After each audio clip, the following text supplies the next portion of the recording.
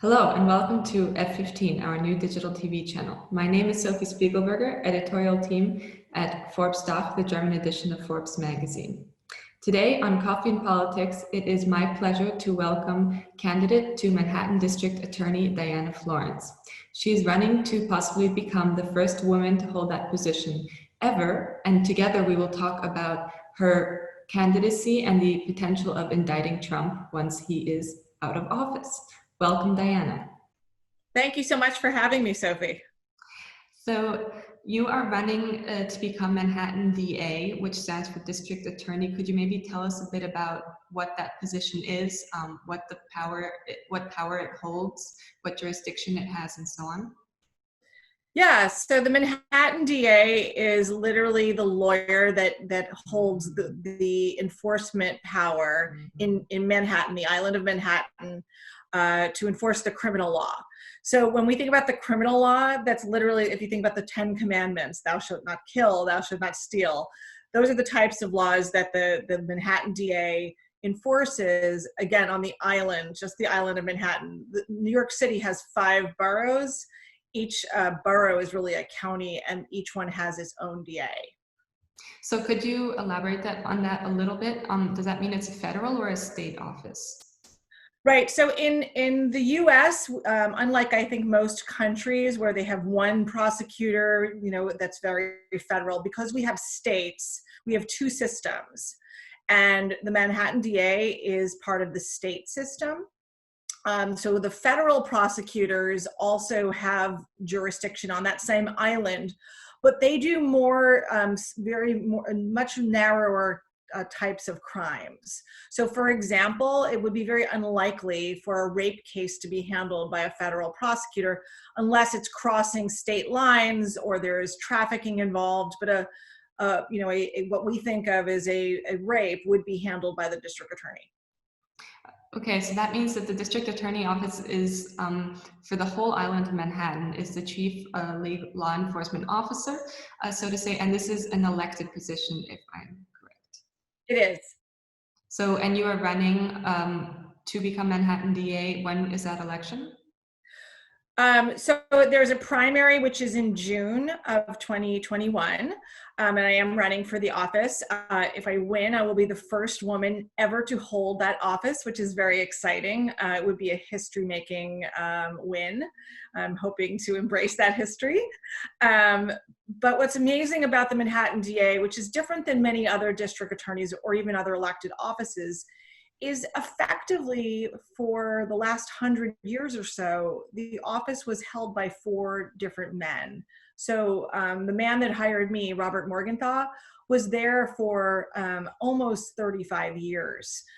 So if you think about the difference there of sort of these dynasties of men, and even the current DA who's in the position has been there more than 10 years. And so that makes it very unusual that the position is open, and even that there's a contested election.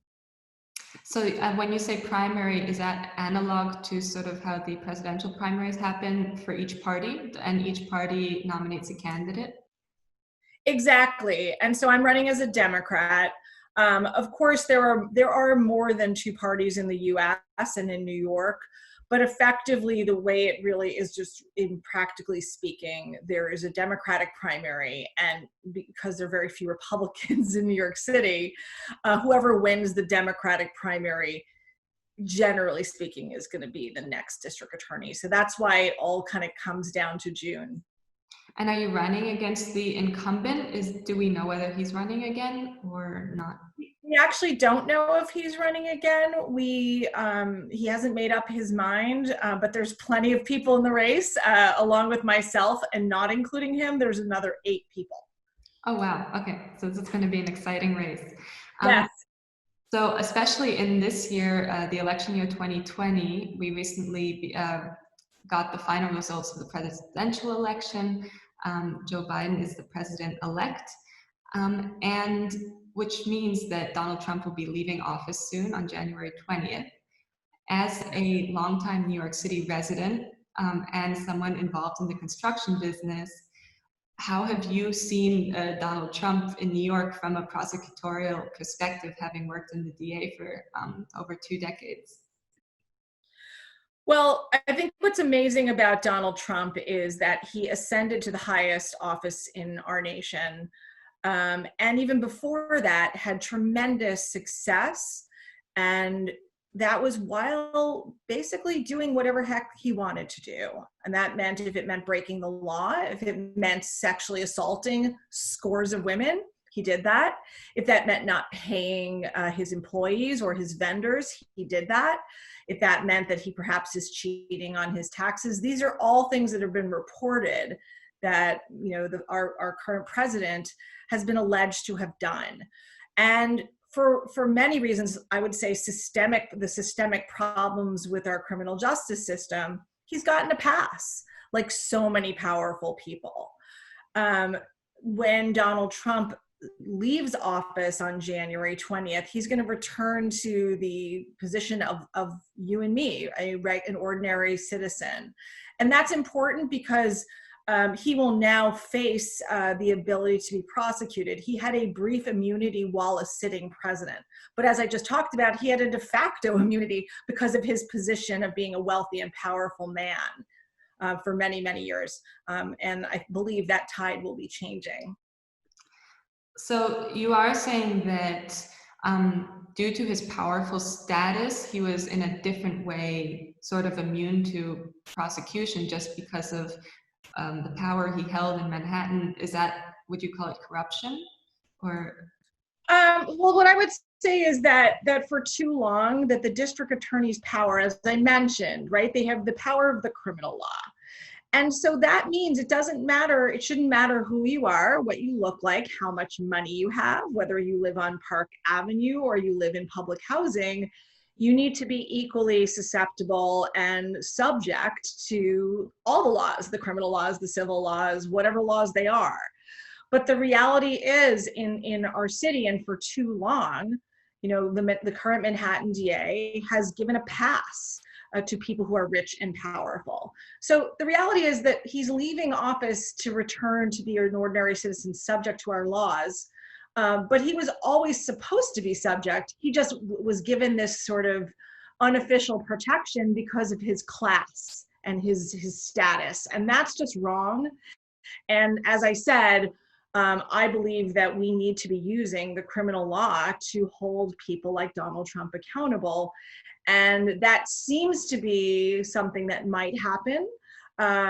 You know, I can't speak to the current DA. I can tell you that when I'm DA, that no one, no matter who they are, will get a pass because of where they live or how much money they have. And that is also your campaign slogan and something you're running on, which is that you want to indict people no matter how powerful. Power shouldn't be an issue here.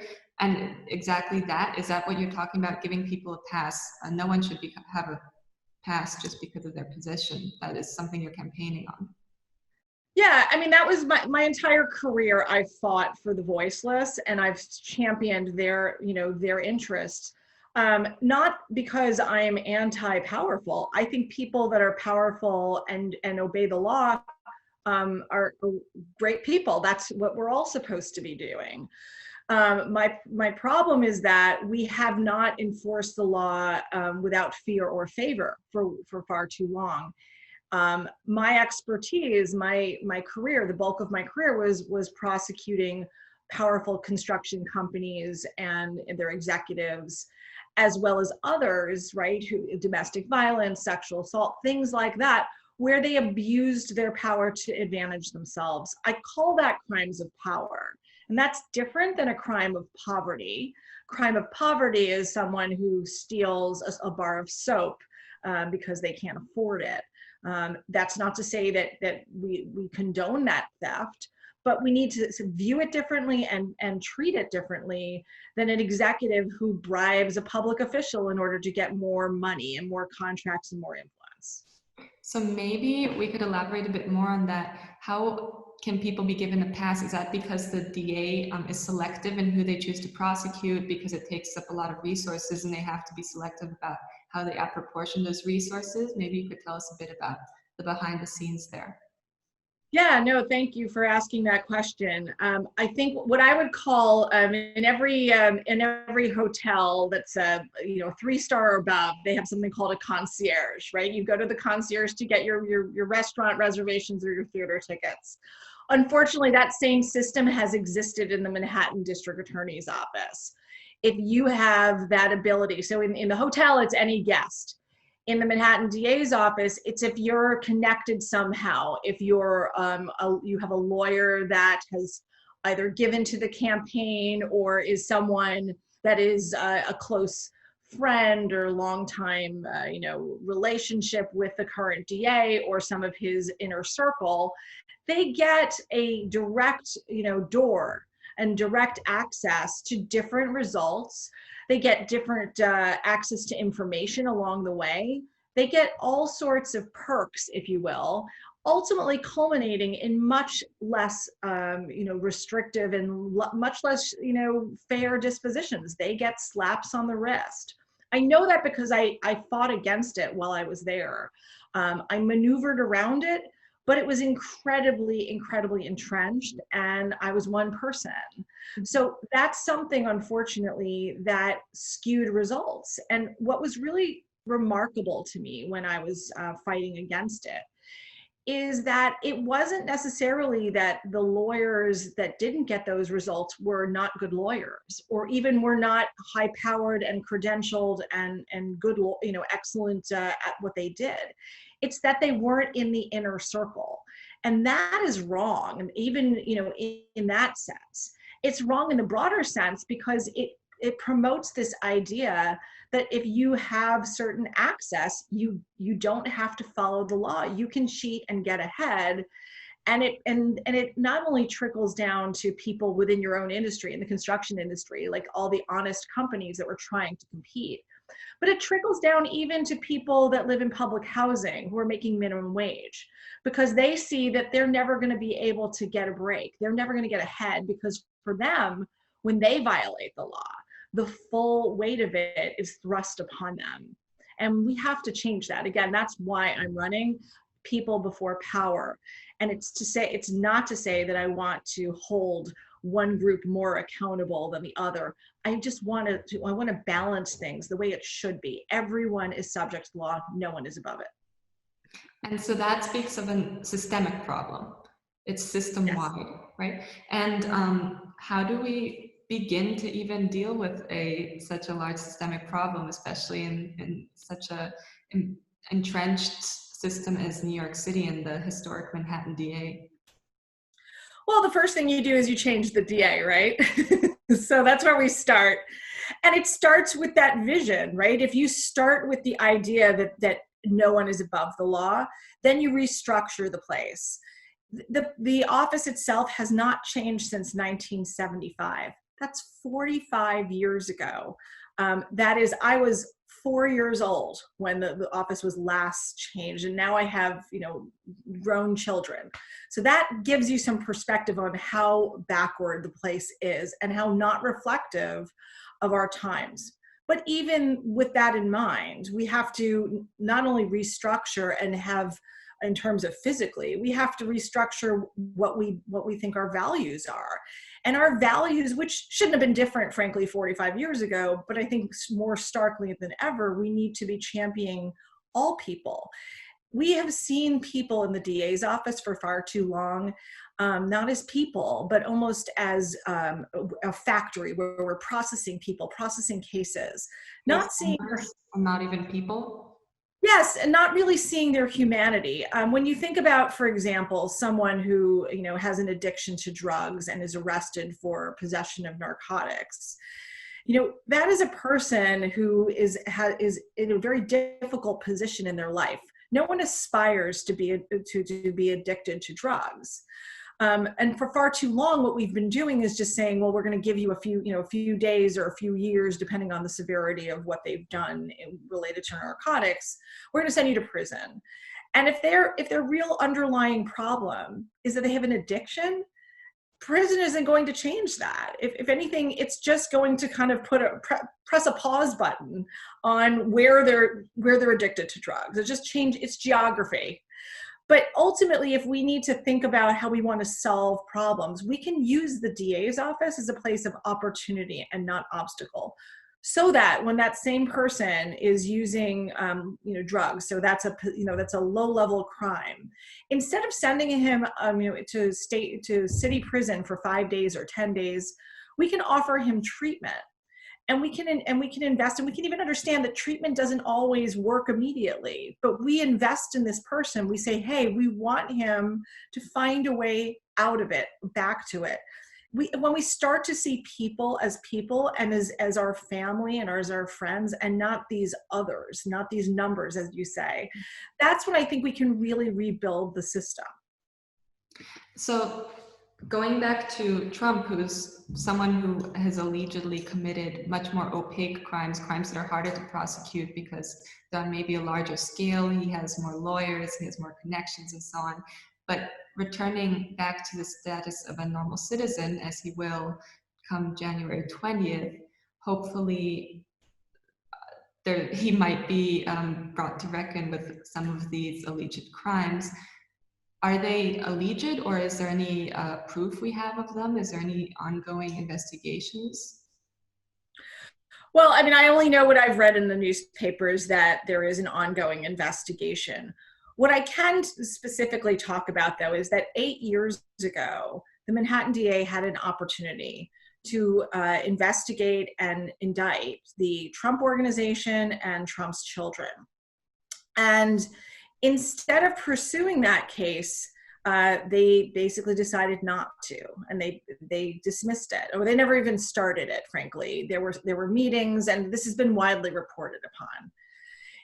The problem with that, beyond the obvious, which was that it seemed that there were solid facts, and the kids were given a pass, and the organization was given a pass. But even putting that aside, the real problem that I think really exists here is that every case that I have ever done for almost 25 years as a prosecutor, whenever I've looked into a corporation or this type of behavior, it always starts as something small.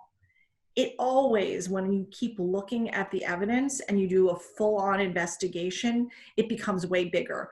I have never had a corporation where they've only done one thing wrong. When you do the investigation properly, it can start with the Trump kids, lying about the value of the condo, which is what it was. But it ultimately should have been 5 things. And I say that because, again, when I've investigated, I've started with that. And oftentimes, the actual 5 things that I find actually bear little resemblance, or just maybe have a little bit of a core of what came in the door. It's about having the vision and the boldness and the courage, frankly, to go after powerful people who are very entitled and are very used to being able to bully themselves out of trouble. That's how come they've gotten where they were. Mm-hmm. And so in terms of what can happen next, what the prosecutor any prosecutor, whether it's our state prosecutor, we have one that's called the Attorney General, or a federal prosecutor, or the Manhattan DA, whoever takes it on, needs to do a very holistic investigation. And that doesn't need to just be financial. Frankly, we have 23 women, I think, at this point, that have come forward and have talked about being sexually assaulted by Donald Trump. Depending on when those sexual assaults happened, in New York, a few years ago, they removed the statute of limitations on sexual assault and rape. Those should be part of the investigations. We have an obligation as the prosecutor to fully investigate and come to a conclusion and be transparent about it if we are not going to bring charges. It's too important, not even just to hold Trump accountable, but it's about restoring people's faith in systems. And I believe it starts with the Manhattan DA's office and the criminal justice system. As you mentioned, you would be the first woman to hold this office. And as you also just mentioned, there have been numerous allegations of sexual assault by Donald Trump. And do you think that there's any sort of correlation with the fact that there's so few women in leadership positions in prosecution and prosecutorial bodies, that there is so much leniency when it comes to sexual assault crimes? I do. I think that a woman's perspective is vital. And I'll tell you why. I think the white cisgender male has had his time. And particularly with sex crimes, I can say that our current Manhattan DA, he had an opportunity a few years ago, I believe 7 years ago, to support survivors who were looking to expand the rape law here in New York State. Rape in New York it was defined back in 1962. We have changed a lot about what we think is normal sexual behavior and deviant. And by that, what rape is by law, it was defined, codified. Correct. For the last time, and it hasn't been updated. Yes, thank you. Yes. And so in 1962, there was something called the Model Penal Code, which was written here in the US, and many states, including New York, based how they actually wrote their own state codes on that Model Penal Code. And rape was defined literally with the only as vaginal penetration of a woman. Okay. So what that means, and effectively, even if it's not specifically a woman, it's vaginal penetration. So by 1962 standards, that just meant a woman. So 7 years ago, the current DA, when he was president of the statewide District Attorneys Association, had an opportunity. He could have supported the survivors of sexual assault group in their quest to have the rape law expanded to include oral rape and anal rape, among other things. And instead of doing that, what he did was he opposed it. And he said, that's because I know better and there's technical reasons why. And what that not only did was it basically minimized these women's concerns, and it also maintained the status quo, meaning that a a woman doesn't get to be a rape victim, and a man can't be a rape victim, because if you don't have that expansion, they can't be victims. That's wrong. There are other crimes that cover anal and oral rape, but the reality is we need to call things what they are. Rape is rape, whether it's vaginal, anal, or oral. And the current DA stood against that. I will tell you that is because he is a man in part, and he's in part a man who has been in power and feels that he can be a paternalistic figure telling victims what to do. That's just not who women are. That's not how we operate. We would never presume to tell someone else that their thoughts and their experiences are minimal. So part of, I think, having a woman in the prosecutor's position and the chief prosecutors is reframing the lens as to how we view people and crime victims and also defendants. We are generally more empathetic and compassionate people, and I believe that is going to be essential to moving our system finally into the 21st century. So also due to the removal of the statute of limitations, that means that all of these allegations could be picked up after January 20th, and Donald Trump could potentially be indicted for them if there were enough evidence. Correct. And if it happened here in Manhattan, yes. Okay. True, because of the jurisdiction. Yes. Yes. So you talk about crimes of gender crimes, such as these. How, besides having a female district attorney at the top, how would we combat the similar systemic injustices that there are when it comes to crimes of power and crimes of poverty, as you called them, and gender crimes? There must be a larger system-wide problem here as well. Yes, I believe that what we need to be doing, when I said earlier about restructuring the office, what we need to be doing is thinking about our approach.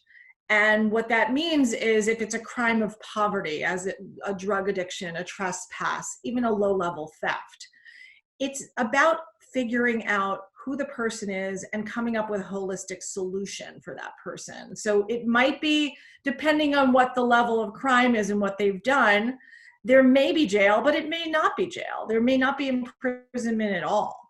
Again, if it's an addiction or a mental health issue, we need to be approaching that with solutions and which will actually solve the problem, not just cycle people through the criminal justice system. So that's generally, when you think about a crime of poverty, that's how you want to attack it.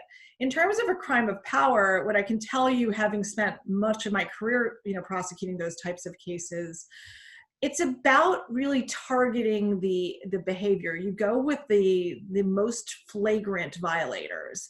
For example, there was a investigation that I did about 15 years ago or so that involved a company after the World Trade Center had been destroyed. They were rebuilding the new World Trade Center, and they lied about the strength of the concrete in the new tower. That was very serious, and it could have actually undermined the stability of the building had they not found the fraud in time. What we discovered in that case, though, was that was the starting point, and it was not the only building that this company had done that. They had done that in hundreds of buildings, and because this company was so large and so prominent, they had given sort of birth, if you will, to many other companies, many of their competitors, smaller. So that the fraud that they were doing at the big company was also being echoed in other places. The whole industry had to be regulated, had to be brought back in line. And so that's a crime of power that this whole industry was acting together to do. We needed to target the big actors and the small ones. And when we did that, not only did we actually get great results in the different cases for both the companies and the CEOs and the executives, but we also were able to sort of send a message to the companies that hadn't been prosecuted or hadn't been, or had maybe not sure what they should do. It became clear that you had to change your practices or you were going to be facing the wrath of the criminal justice system. And I think, that was an example with fraud in terms of, and safety. But even when you go one step further with something like wage theft, often, and that's where companies steal from their employees. They pay them for far less than they owed. Sometimes they don't pay them at all. That's often something it's not an oversight, it's part of the business model. When you attack crimes of power, you want to actually change the calculus of what's acceptable in a business model. And you do that by enforcement. And to just round up on a last note, you mentioned that the Manhattan DA deals only with criminal justice, so no personal lawsuits filed. But when it, just as a prosecutor and a lawyer, when it comes to all the legal battles President Trump is now waging to change the electoral results, do you think he will have any luck there?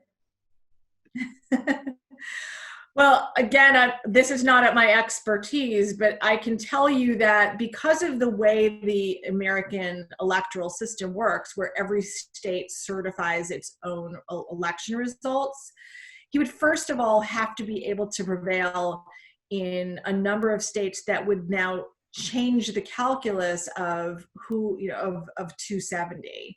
And so what we have is that he would have to win multiple states to actually reverse the election. So it's very unlikely that he could do that on multiple states. If you think about Bush v. Gore, that was one state, that was Florida, and that was far fewer, it was one county even, right? That was far less votes that we were talking about. So yes, Trump is trying to prolong the inevitable, which is that he's going to have to concede.